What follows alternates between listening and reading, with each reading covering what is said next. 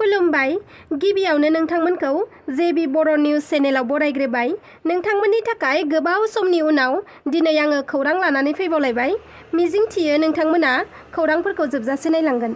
हाबा जाखानाय बर' समाजनि खायसे हौवा आरो हिन्जावफोरा गोदान हिन्जाव बा हौवा लानानै खारनाया बारानिफ्राय बारा बादिनांनाय बायदिसो जालांनो हमबाय। गोबां बर' हारिनि माहारियारि आफादफोरा होबथासेयावबो नाथाय खायसेया गिनो रोङाखै।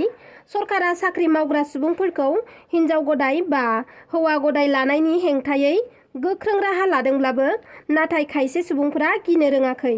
थिग बिब्दिनो सरकारनि गोख्रों आयेनखौ सिफायनानै हाबा जागोदान CRPF आव साख्रि मावनाय सासे बर' सुबुङा आयेननि बेरेखा हिन्जाव गदाय लानानै खारबावदों। हिन्जाव गदाय लानानै खारग्रा CRPF जवाननि मुङा जादों प्लयिं ब्रह्म। बे जाथाया जादों क'क्राझाराव।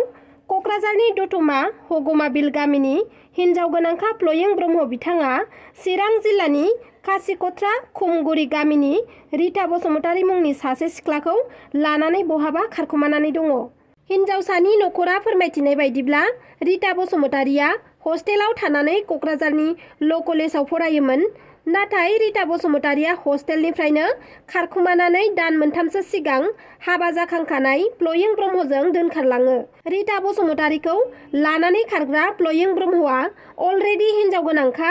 बिनिखायनो हिन्जावसानि बिदाया रिताखौ बिहारियाव होनो हाया होनना पुलिस थानायावबो एफआइआर होनाय जाबाय होनना फोरमायथिदों।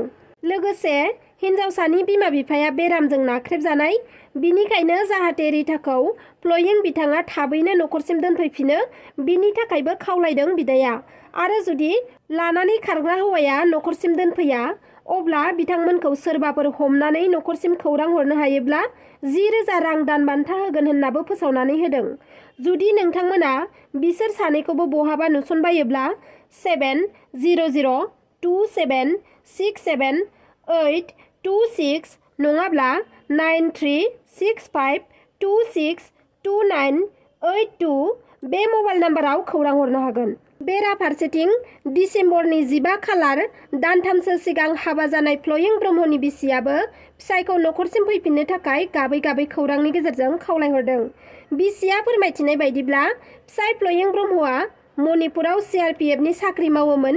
बिसिखौ लोमजादों होनना थगायना 15 सान साख्रिनिफ्राय सुथि लानानै फैदोंमोन प्लयिं ब्रह्मआ। नाथाय न'खरसिम फैयालासिनो हिन्जाव गदाय लानानैसो बहाबा खारखुमानानै दङ। फिसायनि मबाइला सुइच अफ जाबाय। बिनिखायनो फिसाया बहा दंहैयो बेनि जेबो खौरां गैया होनना बिसिया फोरमायथिदों। आरो गावखौ अननानै न'खरसिम फैफिननो थाखाय फिसायखौ खावलायहरदों अनसुलि बिसिया। क'क्राझाराव सानै हौवासा आरो हिन्जावसा लाइमोनफोरनि गोथै देहा बोखांनो हादों। क'क्राझारनि सिङाव थानाय चक्रसिला वाइल्ड लाइफ सेंक्सुरिनि गार'टिल्लानि मोनसे हाग्रानिफ्राय बोखांनो हानाय जादों हिन्जावसा आरो हौवासा लाइमोनफोरनि गोथै सह'। हाग्रानिफ्राय गोथै देहा बोखांनो हानाय हिन्जावसानि मुङा खुसि शर्मा आरो हौवासानि मुङा राहुल रय। सानैखौबो हाग्रा गेजेराव केबल तारजों फासि लानानै हायाव गोग्लैना थानाय हालोदाव बोखांनो हानाय जादों।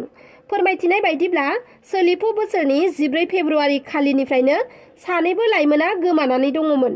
खुसि आरो राहुल सानैबो मोजां मोनलायना बहाबा खारखुमालांनायनि सन्देह खालामदोंमोन न'खरनि सुबुंफोरा। नाथाय हौवासानि न'खर आरो हिन्जावसानि न'खर गंनैबो न'खरा खाथि जालायोमोन। बिनिखायनो न'खरजों न'खर सावरायलायनायनि गेजेरजों हाग्रायाव थाखुमानायनि सन्देह खालामनानै खमैबो 30-40सो मानसिफोरखौ लानानै जेब्ला न'खरा नागिरहैदोंमोन अब्ला सानैबो केबल तारजों बोनस्रोदनानै थैनानै थानायसो नुनो मोनहैदोंमोन।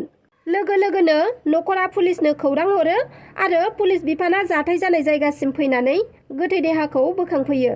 लोगोसे जाथाय जानाय जायगायाव गंथाम मबाइल फनबो बोखांनो हानाय जादों।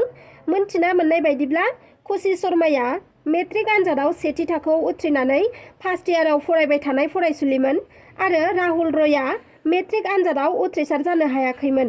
सानैनिबो गोथै सह'खौ पस्टमर्टम आनजाद नायनायनि उनावसो मार्डार खालामनाय ना सुइसाइड जानानै गावसोरनो थैमारखो बेखौ मोनथिसिगोन होनना न'खरा बुंथिदों। बिहामजोआनो बिखुमजोखौ बुथारनाय जाथाय। बराक सेरफांनि करिमगन्ज जिल्लायाव जादों बे बुथारनाय जाथाया। मोनथिना मोननाय बायदिब्ला न'खराव नांज्लायलायदोंमोन।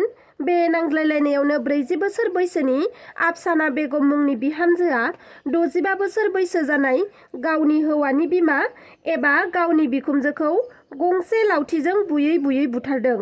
बिहामजोजों बुनानै बुथारजानाय बिखुमजोनि मुङा जादों जयतुन्नेसा। दायो बिखुमजोखौ बुथारग्रा दायनिगिरि बिहामजोनि हेंथायै करिमगन्ज जिल्लानि बाटारकान्ति पुलिस थानायाव केसखौ रेजिस्टार खालामनानै दायनिगिरि बिहामजो आफसाना बेगमखौ एरेस्ट खालामनानै 302 आइपिसिनि जोहै साजा होनो थाखाय जोबथेसालियाव लांनाय जाबाय होनना मोनथिना मोन्दों। तामुलपुराव मैदेर हाथाइजों लोगोसे सासे फलानखौबो हमनो हादों।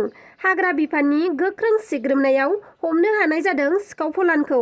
मोनथिना मोननाय बायदिब्ला स्रोदै खौरां मोननायनि उनाव हाग्रा बिफाननि तामुलपुर रेन्ज एसएसबि आरो वाइल्ड लाइफ क्राइम कन्ट्रल बिउर'आ तामुलपुर जिल्लानि सानजा कुसुकाटायाव जथाय अपारेशन खालामनानै मैदेर हाथाइजों लोगोसे सासे सिखाव फलानखौबो हमनो हायो।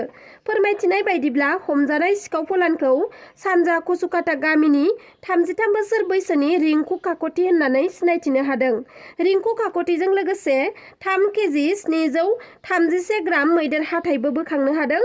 दायो बे जाथायनि अनगायै बांसिन मोनथिनो थाखाय नायबिजिरनायखौ जागायजेनबाय होनना मोनथिना मोन्दों। बुकाकाटनि इकराजानाव सोट पुजा होग्रा दैसानिफ्राय जलंगायाव सोनानै गारनानै दोननाय थासारियाव बोखांनो हानाय जादों गोरलै खुदियानि गोथै सह'खौ। मैया सानजौफु समाव जायगानि सासे आदिबासि आइजोआ दैसायाव जलंगायाव सोनानै गारनानै दोननाय गोरलै गथ'नि गोथै सह'खौ नुसनो।